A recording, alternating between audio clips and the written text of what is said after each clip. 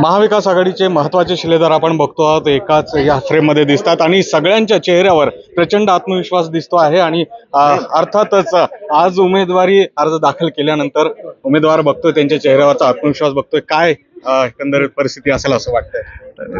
तुम्हीच सांगितलं की त्यांचा आत्मविश्वास चेहऱ्यावरच दिसतोय आणि प्रचंड मताधिक्यानं आमचे तीनही उमेदवार विजयी होणार आहेत। धंगेकरजी अजून आता येता येतच, आमचे अमोलजी आहे, सुप्रियाताई आहे आणि प्रचंड प्रतिसाद चेहऱ्यावर दिसत असतो। उमेदवाराच्या चेहऱ्यावरच त्याचा विजय दिसत असतो, तो आम्हाला दिसतोय।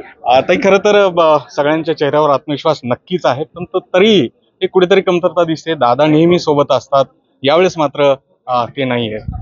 नाही ते आहे, दुसऱ्या फॉर्म भरायला गेले। काय विश्वास वाटतो जनता तुमच्यावर प्रचंड विश्वास ठेवताना दिसते? अर्थातच जबाबदारी वाढते ना अशा वेळी। पण मग एकूणच जर महायुतीचा जर बघितलं, त्यांच्या सोबत स्पर्धा आहे, कसं त्यांना उत्तर देणार आहेत? कामातून।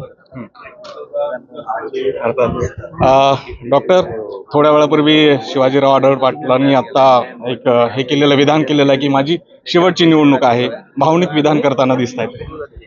मला वाटतं की जी सुरुवात उमेदवारी जाहीर होताना 2019चा बदला घ्यायचा आहे, तिथपासून जर आता ही शेवटची निवडणूक आहे, इथपर्यंत हा प्रवास झाला असेल तर 100% कुठेतरी पराभव दिसतोय। म्हणून जनतेची दिशाभूल करायची, जनतेला कुठेतरी मूळ मुद्द्यांपासून भरकटवायचं आणि सहानुभूती तयार करण्याचा प्रयत्न करायचा, ही या पद्धतीची ही भूमिका दिसते। एकतर महाराष्ट्राच्या जनतेला गद्दारी कधीही आवडत नाही आणि सर्वसामान्य जनतेनं निवडणूक हाती घेतलेली बघितल्यामुळे पराभव समोर दिसत असल्यामुळे ही गोष्ट होते। परंतु सर्वसामान्य शून्य जनता ही जाणते, जर ही खरोखर शेवटची निवडणूक असेल आणि असं जर एखादा उमेदवार, कोणीही उमेदवार म्हणत असेल, तर त्या उमेदवाराची जनतेच्या प्रश्नांशी किती बांधिलकी राहणार? कारण ही जर शेवटची निवडणूक असेल तर पुढच्या निवडणुकीला हा उमेदवार मतं मागायला येणारच नाहीये ना, याचा अर्थ मग जनतेशी बांधिलकी किती राहणार?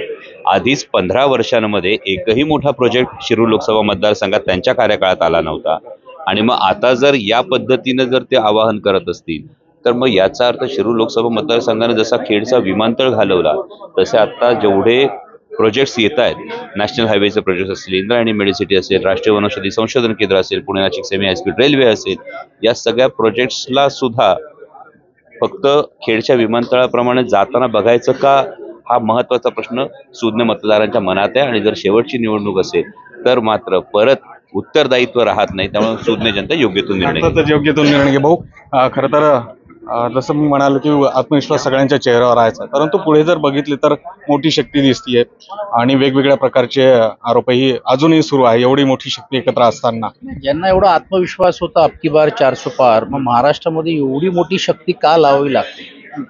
आणि शक्ती तर लावतायत, पण त्यांना वारंवार असली नकली याच मुद्द्यावरती बोलावं लागतं। 10 वर्षात त्यांनी काय केलं हे लोकांसमोर ते का सांगत नाही? राज्यातले मंत्रिमंडळ तर अख्खा मंत्रिमंडळच पुणे जिल्ह्यात इकडे यावं लागतं। ह्यातूनच दिसते की पाहिजे तशी जी निवडणूक सहज आहेत असे जे ते म्हणत होते आणि आम्ही मोदीजींचा चेहरा घेऊन जाऊ, पण मोदीजींचा चेहरा लोकांसमोर घेऊन जाणारे लोक कोण आहेत हाही महत्वाचा भाग आहे।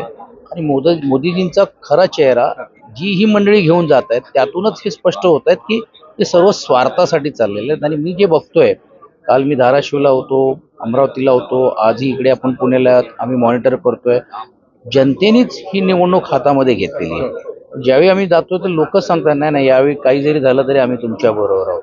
तर हा जो परिवर्तन आम्हाला पाहायला मिळतो आणि कार्यकर्त्यांमध्ये विशेषतः शिवसैनिकांमध्ये तर गद्दारांना गाडायचं आहे ही जी एक मानसिकता आहे। कारण ज्यांनी सत्ता घेतली, सत्ताचा काहीच फरक पक्षाला नाही, पण सत्ता घेतली पण तुम्ही चिन्ह चोरलं, आमचे वडिलांचं नाव चोरताय आणि त्यातून फक्त सत्तांतरांसाठी तुम्ही रोज तुमची निष्ठा बदलतायत। म्हणजे अगदी शिरूरचं म्हणायचं झालं की ही मंडळींनी तर राष्ट्रवादी संपवायला निघालेली आहेत, नाव घेऊन काहींचे सांगण्याचं काम केलं।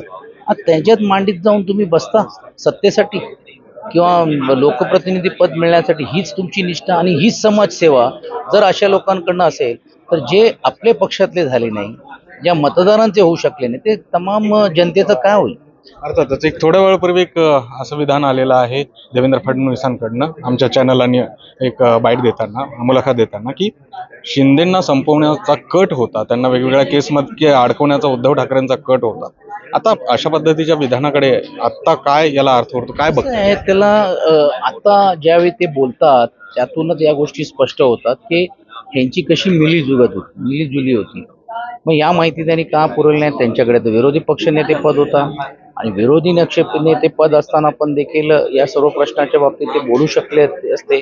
सत्तेमधलाच एक सहकारी त्यावेळी म्हणून घेऊन ते बघत होते का? आणि हा प्लॅनिंग आज नाही, तुम्ही परवाच्या दिवशी तुम्ही जर किरीट सोमय्यांची जर भूमिका बनली की सत्तेमध्येच राहून संपवण्याचा कट कोणाचा होता, हे 2017 सालापासून महानगरपालिकेच्या विरुद्ध भ्रष्टाचाराचे आरोप करायचे, नाहक आरोप करायचं आणि शिवसेनेला बदनाम करून करायचं जेणेकरून आमची ताकद कमी होईल.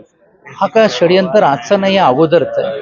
दुर्दैवानी त्यांचा दुर्दैव आहे की जनताची जी साथ आम्हाला मिळतात म्हणून आज तुम्ही बघा 40 आमदार नसताना पण, खासदार नसताना पण आम्ही 21 जागेवरती लढण्याची दमक ताकद देऊन लोकांसमोर तरी जातो. ह्यांना नैतिक अधिकार आहे का?